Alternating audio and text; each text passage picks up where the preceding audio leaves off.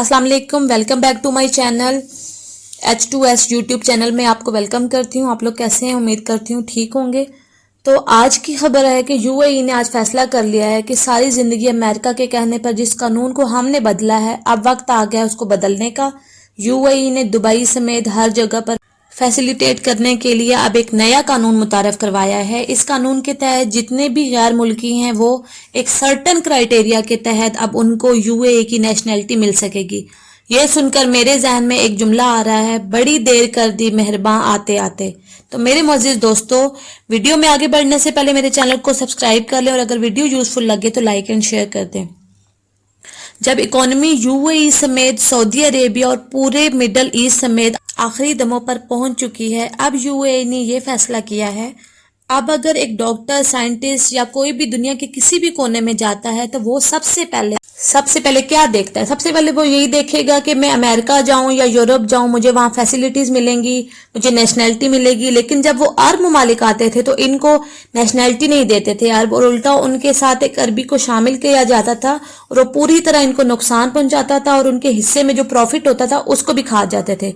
अब चूंकि उनकी इकॉनमी तितर बितर होने जा रही है और उनके पास आखिरी हरबा यही था इकॉनमी बचाने के लिए, उन्होंने किया ये है कि उन्होंने एक सर्टन क्राइटेरिया के तहत जहां पर प्रोफेशनल्स और इन्वेस्टर्स और उसके अलावा स्पेशल जो टैलेंट है या आम तरह के जो वर्कर हैं उनको नेशनैलिटी देने के लिए ये कानून मुताबिक करवाने जा रहे हैं। अब इस कानून के तहत होगा क्या? स्टार्ट में तो ये कर रहे हैं, उन्होंने बाद में क्या करना है? स्टार्ट में उन्होंने ये किया है कि आपको अपनी ओरिजिनल नेशनैलिटी को सरेंडर करना पड़ेगा। फॉर एग्जाम्पल, अगर आप पाकिस्तानी हैं तो फिर आपको यूएई की जो सिटीजनशिप है उसको लेने के लिए पहले आपने अपनी नेशनैलिटी छोड़नी है, पाकिस्तानी नेशनैलिटी, और दूसरे ममालिक के लिए भी यही होगा।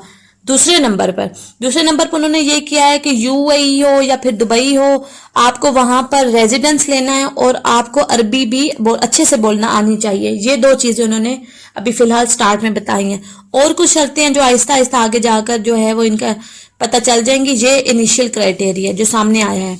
असल में हुआ कुछ यूं कि उनके पास जो उनके फाइनेंशियल प्रॉब्लम है वो बहुत बढ़ गए हैं, जबकि यूएई ने अपना जब तेल दरियाफ्त किया था तो उनको करना ये था, उनको ये करना चाहिए था कि वो वहाँ पे इंडस्ट्रीज लगाते, डिफेंस प्रोजेक्ट लगाते, चूँकि हमेशा से इनके पास जो है इसराइल के साथ इनके बैक एंड में खुफिया ताल्लुकात रहे थे और ये पूरी उम्मत मुस्लिमा को धोखा देते रहे हैं। उनकी चूँकि पॉलिसी अमेरिका की वजह से यहाँ पर चलती थी, इसलिए उन्होंने दुनिया के लिए एक ही बात रखी कि एक तो हम नेशनैलिटी नहीं देंगे और दूसरा उन्होंने एक काम रखा कंस्ट्रक्शन। वो कंस्ट्रक्शन किए जा रहे थे और जब उन्होंने देखा कि कमाई का और कोई जरिया ही नहीं रहा और खर्चे बहुत हो चुके हैं और कमाई कम हो गई है, तो उन्होंने क्या किया? उन्होंने टैक्सेस लगा दिए, और टैक्सेस लगाने के बाद लोगों ने क्या किया? लोग दुबई यूएई छोड़कर भागना शुरू हो गए। वहां ये कानून ऐसे थे, ना नेशनैलिटी मिलती थी और ना ही इंडस्ट्री थी।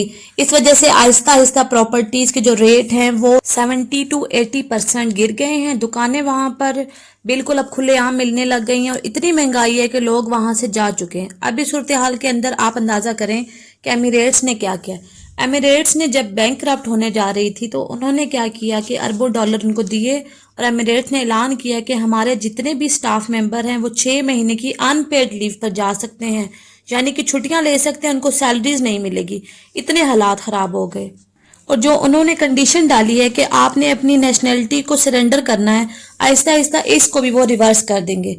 अब ये इन्वेस्टर जो कह रहे हैं कि आप इनको इन्वेस्टर को कह रहे हैं कि आप लोग आएँ और हमारे मुल्क में आके इन्वेस्ट करें, तो वो यहाँ पर पैसा लगाएं और इससे हमारी जो इकोनॉमी है वो सेव होगी। लेकिन ये हरबा भी उनका ज़्यादा अरसा तक नहीं चलेगा, क्योंकि ये दुनिया के अंदर मामलात काफ़ी ख़राब हो चुके हैं। अब हम अगर सिर्फ बात करें मिडल ईस्ट की, तो मिडल ईस्ट के जो एयरलाइंस है उसके ऊपर 200 अरब डॉलर मिडल ईस्ट के अंदर उनका चलता था और अब 108 अरब डॉलर का नुकसान हो चुका है। हालिया 17 लाख जो तकरीबन नौकरियां हैं वो जा चुकी हैं, जो कि सिर्फ एविएशन की थी। अब इनके पास कुछ भी नहीं बचा। यहाँ पर अगर वो दूध की, शहद की नहरें भी बहा दें, क्योंकि उनका जवाल शुरू हो चुका है, अब ये कुछ नहीं कर पाएंगे। शायद कुछ लोग यहाँ पर इन्वेस्ट कर भी दें और उनके बदले उनको नेशनैलिटी भी मिल जाए, लेकिन जो कंडीशन 2 है कि आपने यहाँ पे अपनी रेजिडेंस भी रखनी है और अरबी भी सीखे, इसको तो उन्हें हर हाल में ख़त्म करना ही पड़ेगा।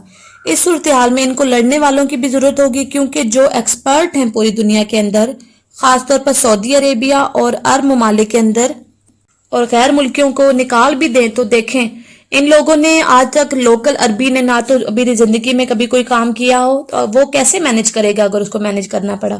اب ان کو سمجھ آ رہی ہے کہ ہمارے پاس تو کرنے کے لیے کچھ نہیں ہے. اب جب غیر ملکی آپ کا ملک چھوڑ کر جاتے ہیں تو آپ کی جو اکانومی پر اثر پڑتا ہے وہ یہ کہ آپ کی موبائل انٹرنیٹ سے لے کر آپ کے کالنگ کارڈ سے لے کر آپ کی تمام چیزیں بکنا بند ہو جاتی ہیں اور اس کا اکانومی پر اثر پڑتا ہے.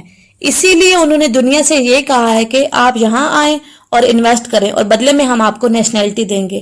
یہ ابھی پہلا فیز ہے, آگے چل کے دیکھتے ہیں کیا ہوتا ہے. ان کا یہ قانون زیادہ عرصہ تک چلے گا نہیں. خیر, ملوں گی آپ سے نیکسٹ ویڈیو میں. نیو اپڈیٹس کے لیے میرے چینل کو سبسکرائب کر دیں اور ویڈیو کو لائک اینڈ شیئر کر دیں. خدا حافظ.